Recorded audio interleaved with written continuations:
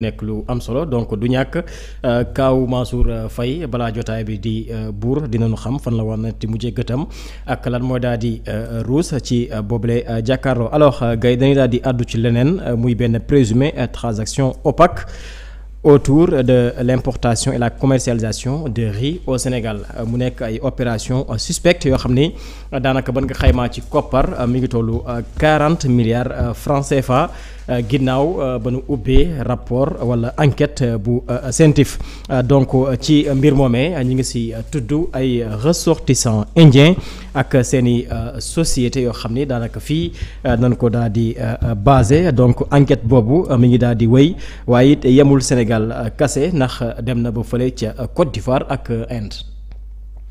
Jawartu Sène mu ne on réclame le journal de Vito. waaw yàggatul léegi mu ñëw. waaw yàggatul. 19 heures jox naa ko kii si la moom mooy kii chef de production bi moom mooy produire boobu le journal. très bien. alaaji beneenuk mbir. li waa ji doon wax chaque jour quand on dort on se réveille. y a de nouveaux dossiers. waa CENTIF.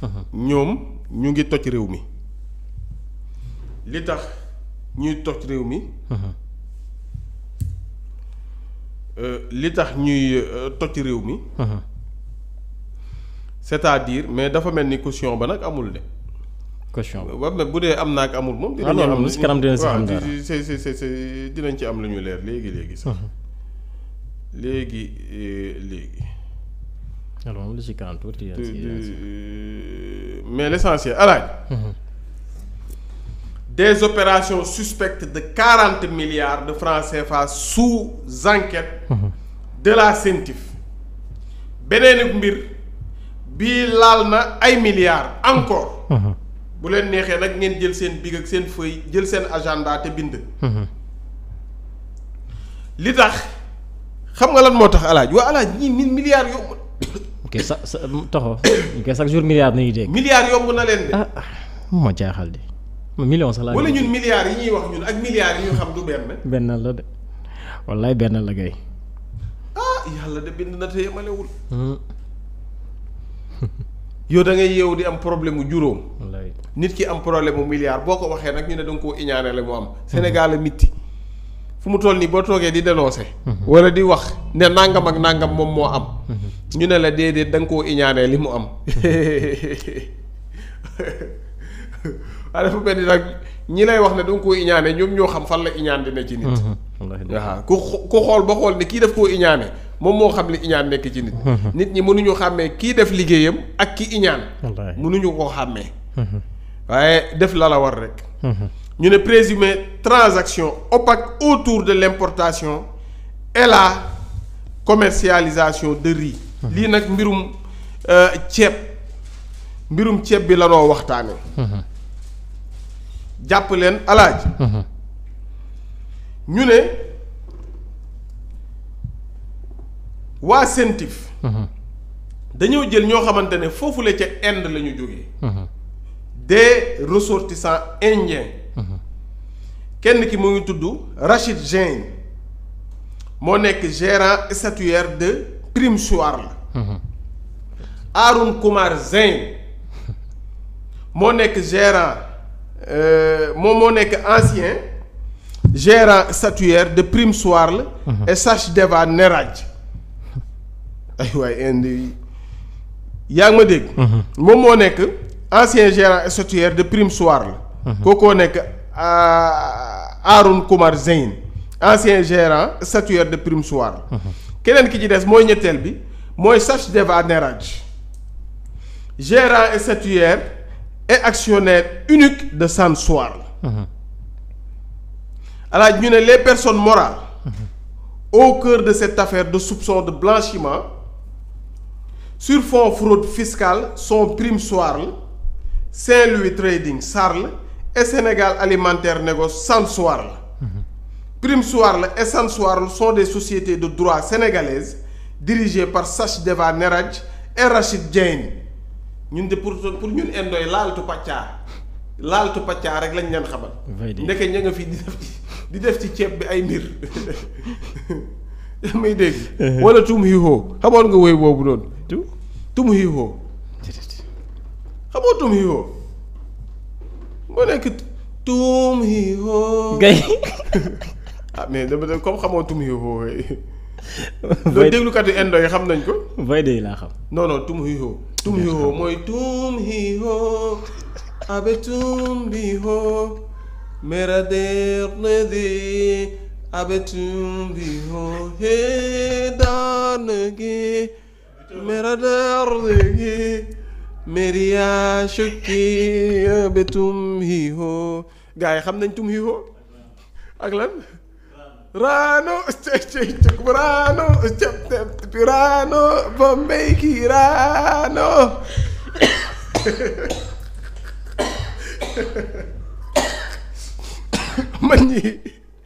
man indo yi pour man Rano lañ nekk ñun ñuy Rano ñoom ñuy Rano suñu xawma fiscalité ak yooyu di 40 milliards. xam nga ne lii Abibou Mbaye du leen ko defal toog leen foofu topp Abibou Mbaye bu manqué loo leen yéen ba ngeen ñëw fekk ma fi ma dem France 24 ngeen toog naan Vito ñib si Sénégal ngir yàlla wala kii naan Vito est-ce que doful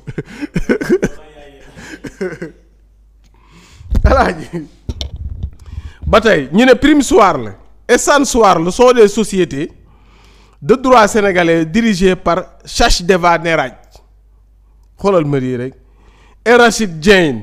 Les sociétés évoluent respectivement dans le secteur du commerce des produits alimentaires et du commerce de détail hors magasin. léegi ñu ne Prime Soir la dafa am benn compte boo xamante ne compte baa ngi nekk numéro 0330 201 112 62 00 25 54 90 19 ñu ne compte bi ñu ngi ko ubbi le 18 avril. quatrième mois mooy avril 18 avril 2011 dans une banque de la place ñu ne San Soir la est attributaire dans la même banque du compte numéro compte baa nga noonu beneen bi compte bi tamit ñu ngi ko ubbi le 13 janvier 2016 déglu ma alaaj ñu ne dans un intervalle de 8 mois. Les deux comptes ont enregistré un volume de transactions d'environ 39 milliards. ñu ne dans un intervalle de 8 mois compte yi nga xamante ne Prime Soir la moom moo ko moom ci même banque bi ñaari compte am na transaction yoo xamante ne ci diggante 8 mois 39 milliards la toll. Pour Prime Soir la est près de 1 milliard de francs pour San Soir la muy 40,1 milliards. ñu ne par exemple San Soir la avait reçu le 11 huitième mois moo ci ban mois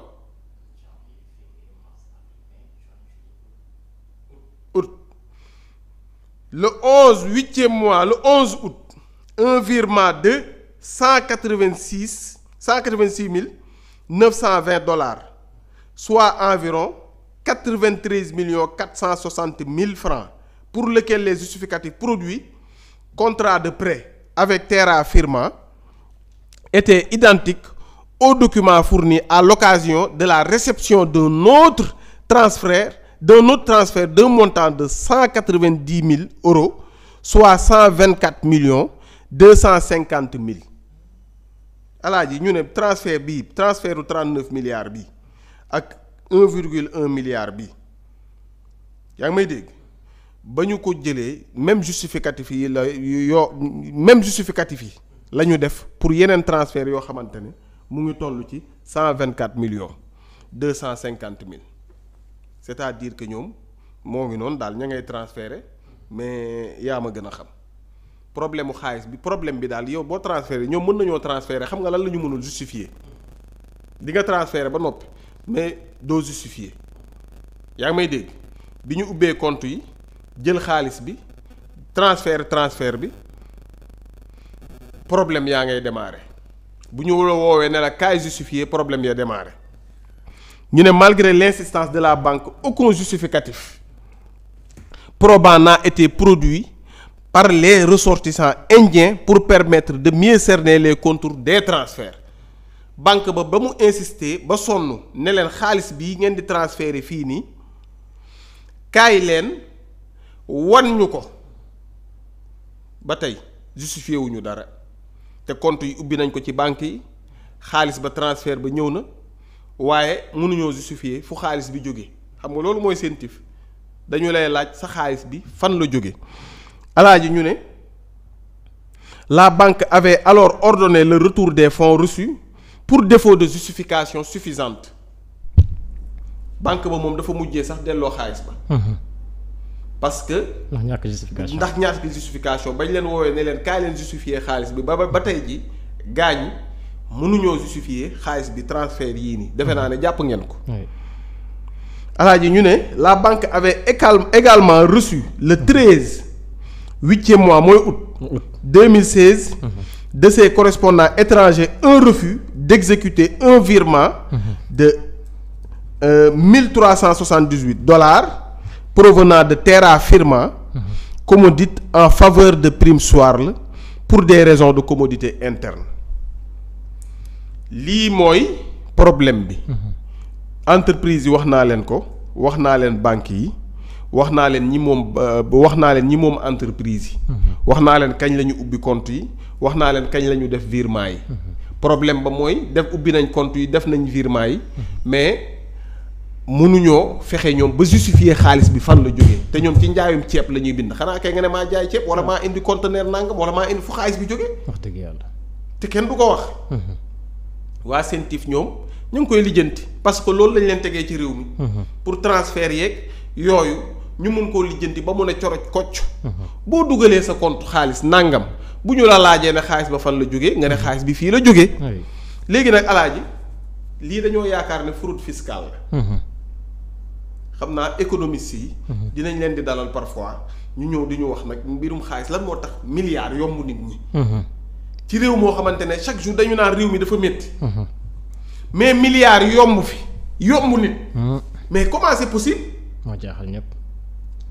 xaalis boo xamante ne yow peut-être indien yi sax ñëw nga noonu mais peut-être yow doonoo ko léegi ñu neñ ci diir nangam mënoo fi liggéey nangam bu dee nekkoo ci yenn secteur d'activité yi peut-être nga nekk dans la téléphonie wala nga nekk dans peut-être ci yeneen ak yeneen dans les recherches minières wala yooyu noonu mais bu dee yow da nga ñëw nii rek di liggéey di daan sa doole di xëy di wàcc ñu lay fay fooy jaar ba am milliard mënta nekk yàllaa bind waaye yemalewul waaye yàlla tamit xam na li mu def léegi nag alaaj ma ñëw ci wàllum fiscalité bi fii nag moom defe naa ne di nga sax yuuxu ñu ne concernant la situation fiscale des dites sociétés yi ma leen jote limal seen situation fiscale dama leen di leeral ndax ña ngay fay impôt wala fayuñu impôt alors ñu ne la direction générale des impôts et domaines DGID ñoom seen biir fu mu toll ñoom Mame Boye Diao ak ñoo ngi wala jot sa wax Modou Gueye ma ngi ci jàmm maa ngi si jàmm waaw nuyul ma ko bu baax boo ko déggee wala du sa xarit déedéet xam ma ko xam ma ko Abdoulaye Seydou Sow laa dégg keroog mu naan léegi téléphone am soneetul gëj nañ ko woo gëj nañ ko woo ci àdduna àddunaa ngi nii de àddunaa ngi nii de wallaahi alors ñu ne direction générale des impôts et domaines ñu ne wax na ne les personnes physiques concernées sont inconnues de l'administration fiscale ñii mu lim Rachid Dieng bu di gérant statuaire de Prime Soir la xaw ma wala Prime Soir la Aroun Koumar Dieng xanaa ñi ñoo bokk ndey ak baay xam naa rek ancien gérant statuaire de Prime Soir la Sachdeva Neraj ci ñii Sachdeva Neraj gérant xam nga ni manqué weesuwut lii ay Vito Gaye ay Abdoulaye Sylla di toog di waxtaanee ay ay Rachid Neraj ay Prime Maraj yow bu ñoom ci seen dëkk yi loolu la ñuy toog di waxtaanee ay Moustapha Diouf ay seen dëkk yi dafay am naan Moustapha Diouf ba alpha Moustapha Diouf wala ni la tantape nga seen dëkk yi dafay am man journaliste Sénégal nga toog télévision Sénégal. di waxtaanee ay prime naraj. ay zaraj poraj ay muraj turaj parce que fii la ñuy bàyyi suñu mastodonte fii la ñuy bàyyi suñu secteur privé bi. di dem jël ay prime niraj ay maram turaj di leen jox yëfi. wallaahi. mais nañu waxante dëgg tamit alaaji lii naqar na ci xol de. neexut moom. mu ne ñii ma jot a lim nii. ñoom naraj yi ak zeyn ñii. ñu ne waa DGID a renseigné que si les personnes physiques concernées sont inconnues de l'administration fiscale. bii moom administration fiscale bi xamu leen sax ñii nii ma lim nii ñoom xamuñ leen. ñi ni wax ay mbirum 40 milliards. waaw ñii ñuy wax mbirum 40 milliards nit ñi boobu xamuñu leen boobu. très bien. waaw ñoom naraj ñii ak paraj ñii ak zeyn kenn xamu leen administration fiscale bi. très bien. mais il en est autrement des sociétés. Prime Soir la Essence Soir la immatriculées respectivement à la direction des grandes entreprises. Au centre des services fiscaux de Dakar. sociétés yi. benn bii nga xamante ne moo di Prime Soir la ak beneen bi nga xam ne Essence Soir la. boobu moomu immatriculé nañ respectivement à la direction des grandes entreprises. au centre des services fiscaux de Grand Dakar. kon xamuñu nit ñi waaye entreprise yi moom xam nañu leen. ñaar ci entreprise yi bokk. waaye mu ne ces sociétés alaaji déglu ma. xanaa léegi li nga may laaj mooy xanaa ñoom dañ doon fay impôt. lii kay ku ko def moom di nga fay. waaw ku ko comme xam nañ la normalement da nga may laaj nit ñi dañ doon fay impôt normalement. comme ñoom ñoo ngi ci yëngum ceeb ba mën a ubbi ay compte ci suñuy banque di mën a virer. kon kay xanaa ñu ngi fay impôt. wax dëgg yàlla. alaaji déglu tey ngay jooy ba wadd. alors ñu ne ces sociétés ne souscrivaient à aucune déclaration de leur compte d'impôt étant fermé. très bien. bu leen neexee de. alaaji pourtant elles ont des activités commerciales et financières plus ou moins substantielles. sociétés yi daal moom ñu ne daanuñu souscrire ci benn déclaration et leur compte d'impôt était fermé. te ñu ngi nekk fii. di liggéey. très bien. Sénégal a ngi. wallaay Sénégal a ngi. ñu ne en effet au regard des informations transmises par l'administration des douanes. à la CENTIF les dites sociétés ont réalisé 2 opérations. alaa ji déglu Prime Soir la n'a importé qu'en 2016. et depuis l'Inde 4813 tonnes 568 kilogrammes de riz. pour une valeur de 613 millions 557. 557 712 francs. boobu moo nekk Prime Soir la. Essence Soir la a importé. 18 892 tonnes 680 kilogrammes de riz en provenance de l'Inde et du Paraguay en 2016 2018 et 2019 pour une valeur de 3 millions. pour une valeur de 3 milliards 50 millions 370 000. 247 000 francs. 247 francs. Elles n'ont réalisé aucune importation dans les années 2020 et 2021. kon ñoom seen activités yi. normalement bii 2016 la gëj a def activité bii 2018. il apparaît donc clairement Prime Soir la Essence Soir la ne se sont pas. acquittés de leurs obligations déclaratives en matière d'impôt sur le revenu alors que des transactions commerciales et financières substantielles ont été notées dans le cadre de leurs relations avec l'extérieur. alaaji mun naa ko continuer fii ba suba. lii kay dafa doy waar. waaw mun naa ko continuer fii ba suba mais l'essentiel daal. yëf yi mun naa koo yemale foofu.